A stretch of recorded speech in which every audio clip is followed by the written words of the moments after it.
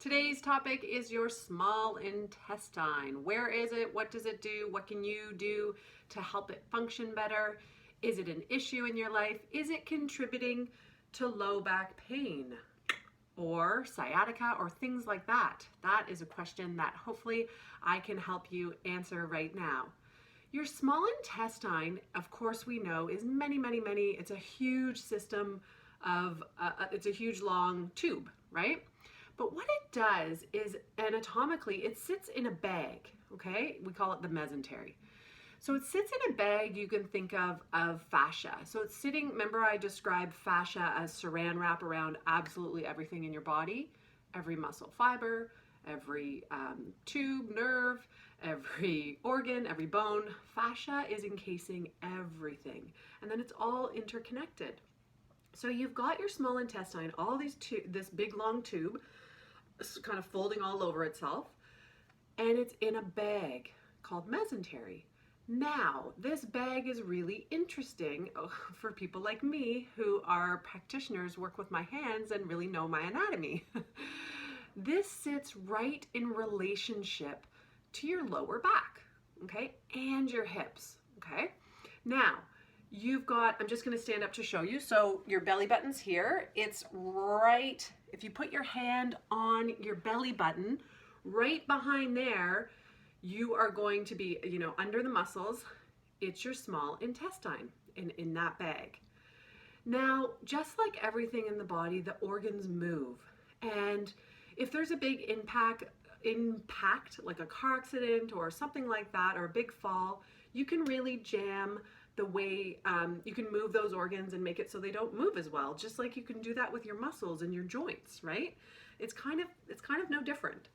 And every single thing in the body, according to osteopathic manual therapy, which I'm trained in, everything in the body moves, and everything in the body rotates around an axis. Now, when we're off axis, it's hard to move, and sometimes there isn't a lot of movement. Another principle that we really live by for osteopathy is the better structure governs function. So if I'm off axis and not moving really well, I'm not likely going to function as well as if I was on axis and moving. It's quite simple and kind of makes a lot of sense, doesn't it? So the cool thing about these axes is you've got your big old large coming off your heart. It's not here. It's coming off your heart going down to about here. You've got your abdominal aorta, that pretty thick tube where all the blood, the oxygenated blood from your heart is going to go to the rest of your body. Now, off this big abdominal aorta, we've got something called your superior mesenteric artery, and it's pointing that direction. Guess what rotates around it? It's the axis for your small intestine. Cool, eh? So you've got the artery coming off of the abdominal aorta, and then you've got this beautiful rotation movement. It's not a full rotation, obviously. It's just a rotation movement like that of the small intestine. And that's, people like me are trained to feel that with our hands. Now, if you can imagine where this artery comes off the abdominal aorta, it's in relationship behind it, the vertebrae, is your L3. Isn't this cool?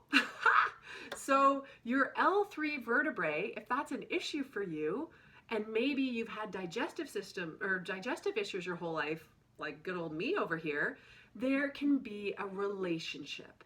Now, when you have probably gone and gotten treatment from, great practitioners in chiropractic or physiotherapy, massage, I was massaged before, so I can talk about this. We tend to focus on just the muscles, the bone, and really the back of the body. I always told people the perfect massage was your back of your legs, and your neck. I just thought, because so often neck, low back pain, sciatic stuff, feet, those are where people have most of their pain, right? And then from here to here is where our beautiful organs lie. And I just ignored that a lot as a massage person. Not to say that that's what massage people do, but I did. And that was just part of my philosophy at the time. So then when I got trained with osteopathy, I'm like, holy cow, there's a whole front of the body, which of course is contributing and a part of what's going on at the back of the body, what's going on with low back pain, what's going on with upper back pain, neck pain. So my eyes got opened, and it just makes so much sense once you know the anatomy. So again, you've got that L3 vertebrae, which is pretty much around here. Just these are my hips, so up a bit higher. You've got that vertebrae. In front of it, you got the superior mesenteric artery. These words don't matter. There's an artery where the small intestine rotates around. So again, this is how I want you to start to think about your body and what it's telling you. Okay, when you have symptoms of pain, discomfort, it's your body talking to you. It's saying, hello, can you pay more attention and can you figure this out? And I just don't believe that we've been really taught to sort of get curious in the right way. So again, these symptoms that you may be experiencing of pain, you know, the cause can be something in the front of the body. The cause could be a million different things. But as well, there's something called the root of the mesentery. Now, the root of the mesentery is still that piece of fascia. It's connected to that bag I was talking about, and it is in relationship to your right SI joint. So that might mean something to you. Right on the right side in your lower back, close to your hips. And it goes up and is in relationship to some vertebrae. It doesn't matter.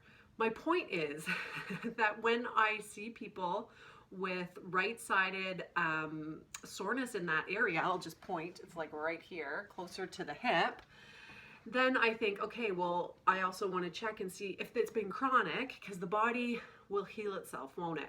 And when it's not, we got to figure out why. So a piece of the puzzle is start thinking about your symptoms. Start thinking about the front of your body and what lies there. Keep watching these videos. I'll get into the organs. I'll tell you where they are. I'll tell you what they attach to. And really, if you've had chronic digestive systems, chronic digestive symptoms, and you get some low back pain every now and then, there can be a relationship. It's just something to get curious about. I'm not saying this is true for everyone, because everybody's different. But I'm just kind of laying the groundwork for how I approach this and how osteopaths think about this, because I think it's really cool and really holistic and just thinking a little more outside of the box that you may have learned. And that's a good thing, right? And as well, I want you to think about the small intestine, and it absorbs your nutrients, okay? So it absorbs your nutrients. And maybe you're deficient in things or having some trouble getting some symptoms in that way, then this is something you want to think about. You want to think about your small intestine and how your lower back is doing. And again, if things are shifted and not moving well, then the function can be hindered. What can you do about it? Well, you know, it always comes back to me for posture and breath, because if my L3 vertebrae can move properly and if I can breathe properly, those are the things that you can do on your own. You can do some rotations for your lower back. You can do some light yoga or Pilates. I love all those things. But movement, right? You want to move. You got to move. And again, if you're too hindered by low back pain, you need to get some help. You need to get some treatment, because that will help you. Because ultimately, you got to figure out, you got to be able to move so that then these things can regain their motion. Okay, I hope that was helpful. And if you have any questions, please ask in the comments below. I'm more than happy to answer. Hope you got a little more clarity on your small intestine, where it is, how it moves, and what's in relationship to it. Bye-bye.